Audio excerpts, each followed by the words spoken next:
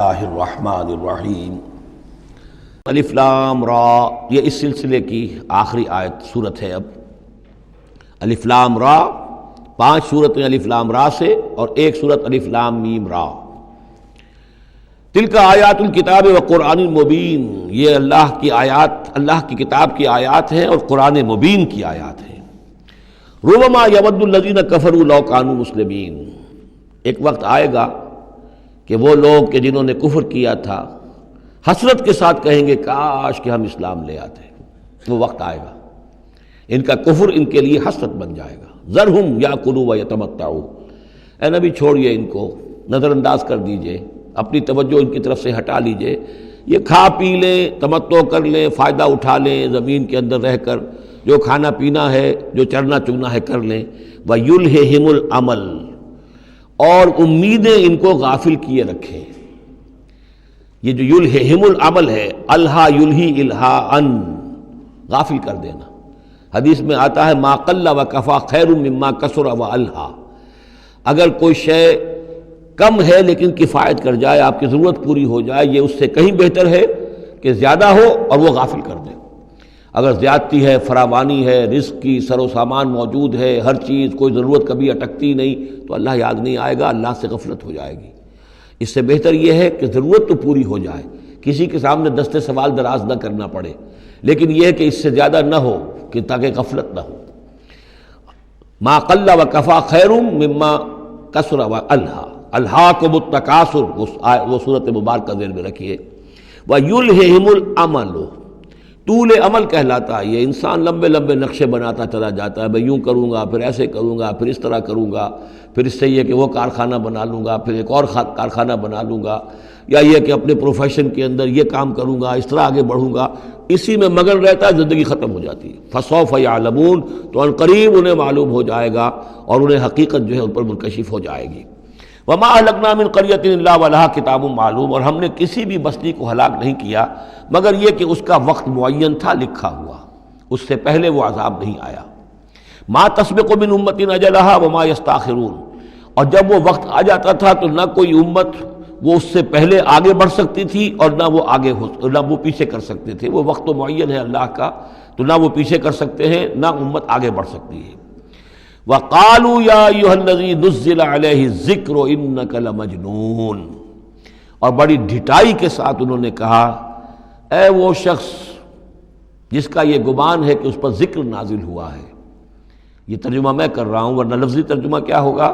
اے وہ شخص جس پر ذکر نازل کیا گیا ہے، إِنَّكَ لَمَجْنُونَ، ہمارے نزدیک تو تم مجنون ہو، تمہارا دماغ خراب ہو گیا ہے، تم پر جن کا عصیب کا سایہ آ گیا ہے، یا تمہارا دماغی توازن صحیح نہیں رہا۔ لہذا بامحاورہ ترجمہ ہوگا اے وہ شخص، قالوا یا ایھا الذی، اے وہ شخص جو یہ سمجھتا ہے، جس کو یہ زوم ہے، جس کا گمان ہے، نزل علیہ الذکر، کہ اس پر اللہ کی طرف سے الذکر نازل ہوا ہے، یاد دہانی نازل ہوئی ہے، انک لمجنون، ہمارے نزدیک تو تم دیوانے ہو گئے ہو۔ معاذ اللہ ثم معاذ اللہ، لو ما تاتینا بالملائکۃ ان کنت من الصادقین، کیوں نہیں لے آتے فرشتوں کی فوج ہمارے سامنے اگر تم سچے ہو۔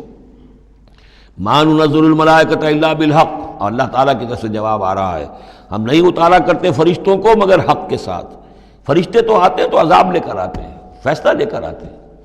فرشتے آئے تھے حضرت لوط کی قوم کے اوپر اور سدوم اور عمورہ کی بستیوں پر عذاب لانے کے لیے آ گئے تھے، تو یہ فرشتوں کو بلانا چاہتے ہیں، اپنی شامت بلانا چاہتے ہیں۔ ما ننزل الملائکۃ الا بالحق، وہ تو آتے ہیں تو آخری فیصلے کے لیے آتے ہیں۔ وما کانوا اذا منذرین، اور پھر انہیں کوئی اور پھر مہلت نہیں دی جاتی۔ انا نحن نزلنا الذکر وانا لہ لحافظون، یقیناً ہم ہی نے یہ ذکر نازل کیا ہے اور ہم ہی اس کے محافظ ہیں، ہم اس کی حفاظت کریں گے۔ یہ آیت مبارکہ بہت اہم ہے، جیسا کہ اس سے پہلے بھی عرض ہو چکا ہے کہ قرآن کی محفوظیت کے معاملے میں کہ اللہ تعالیٰ نے اس کی حفاظت کا ذمہ خود لیا ہے۔ جہاں تک تو تعلق ہے انا نحن نزلنا الذکر کا، تو یہ چیز تو اپلیکیبل ہے تورات کو بھی اور انجیل کو بھی۔ تورات بھی اللہ نے نازل کی، ہم پڑھ چکے سورہ مائدہ میں انا انزلنا التوراۃ فیہا ھدی ونور، فیہا ھدی ونور۔ انجیل نازل کی ہم نے، اس میں بھی ہدایت بھی تھی، نور بھی تھا۔ لیکن دوسرا ٹکڑا انا لہ لحافظون، ہم ہی ہیں اس کی حفاظت کرنے والے، یہ صرف ایکسکلوسیو ہے معاملہ قرآن کا۔ اس کے سوا کسی اور صحیفہ آسمانی اور کسی کتاب سماوی کو اللہ تعالیٰ نے ضمانت نہیں دی۔ اور اس کی وجہ یہی ہے کہ اصل ہدایت نامہ جو ابدی ہے، جو کامل ہے، وہ ابھی آنے والا ہے۔ لہذا یہ سابقہ ایڈیشنز جو ہے نامکمل ایڈیشنز ہیں، یہ تو یوں سمجھیے کہ انٹرم پیریڈ کے لیے کچھ انسٹرکشنز تھی جو دے دی گئیں، ان کو مستقل طور پر محفوظ رکھنے کی کوئی ضرورت نہیں تھی۔ یہ ختم نبوت پر ایک بہت بڑی دلیل ہے کہ کسی بھی قادیانی سے اگر بات کی جائے تو اگر اس سے یہ کہا جائے کہ آیا تمہارے نزدیک قرآن میں ہدایت کامل ہوئی یا نہیں، تو جواب دے گا ہدایت تو کامل ہو گئی۔ نمبر 2، کیا تمہارے نزدیک قرآن محفوظ ہے یا نہیں؟ اگر وہ محفوظ بھی ہے تو پھر کسی اور وحی کی ضرورت کیا ہے؟ اللہ تعالیٰ کوئی کام عبث تو نہیں کرتا، ضرورت کے بغیر نہیں کرتا، کسی مقصد کے بغیر نہیں کرتا۔ یا تو یہ کہیں کہ ابھی ہدایت کامل نہیں ہوئی تھی، وہی جاری رہنی چاہیے، اس کا جواز ہو جائے گا۔ یا کہیں کہ کامل تو ہو گئی تھی قرآن میں لیکن وہ تو ضائع ہو گئی، محفوظ نہیں رہی، تب بھی وحی کی کھڑکی جو ہے اس کے کھلے رہنے کا جواز پیدا ہوگا۔ لیکن اگر کوئی شخص ان دونوں باتوں کو نہ مانے بلکہ اعتراف کر لے کہ ہدایت قرآن میں کامل ہو گئی اور یہ کہ وہ محفوظ بھی ہے، تو پھر اجرائے وحی، یہ تھا اصل میں جو فتنہ اٹھایا ہے غلام احمد قادیانی نے کہ وحی تو ایک نعمت تھی، کیسے بند ہو سکتی ہے، وحی کا سلسلہ جاری رہے گا۔ لیکن اس کو لے کر اس نے جو ہے پھر آگے اپنی نبوت کا دعویٰ کیا۔ لیکن اجرائے وحی کے لیے ضرورت عقلی جو ہے وہ دو شکلوں کے سوا ثابت نہیں ہو سکتی، یا ہدایت کامل نہیں ہوئی ہوتی جیسے کہ ابھی تورات میں نہیں ہوئی تھی، انجیل میں نہیں ہوئی تھی، قرآن میں آ کر کامل ہو گئی، یا کامل ہو کر اور وہ گم ہو گئی ہو، اس میں کوئی ترمیم و تنسیخ ہو گئی ہو جو کہ پھر وحی کے ذریعے سے اس کی تصحیح ہو سکے۔ اور دونوں باتیں اگر کوئی نہیں مانتا تو کوئی عقلی دلیل جو ہے وحی کے جاری رہنے کے لیے موجود نہیں۔ وَلَقَدْ أَرْسَلْنَا مِن قَبْلِكَ فِي شِيَعِ الْأَوَّلِينَ، اور اے نبی ہم نے آپ سے پہلے بھی رسول بھیجے تھے اگلی جماعتوں میں، اگلی قوموں میں۔ یہ شیعہ اس علیحدہ ہو جانے والے، کیونکہ قومیں بڑھتی چلی گئی نسلوں کے اندر۔ حضرت نوح علیہ السلام کی قوم تقسیم ہو گئی، ان کے 3 بیٹوں سے نسلیں بنتی چلی گئیں، تو یہ گویا کہ شائع ہونا، علیحدہ ہونا، پھیل جانا، پھیلتی چلی گئیں۔ وما یاتیہم من رسول الا کانوا بہ یستہزئون، اور نہیں آیا ان کے پاس کوئی بھی رسول، جب بھی کبھی آیا مگر وہ استہزائی کرتے رہے، تمسخر کرتے رہے۔ کذالک نسلکہ فی قلوب المجرمین، اسی طریقے سے ہم اس کو چبھو دیتے تھے مجرموں کے دلوں کے اندر۔ مجرموں کے دلوں میں جا کر وہ چبھ جاتی تھی، وہ سمجھ لیتے تھے کہ حق ہے، لیکن چونکہ ان کے مفادات پر زد پڑتی تھی تو وہ استہزاء کرتے تھے۔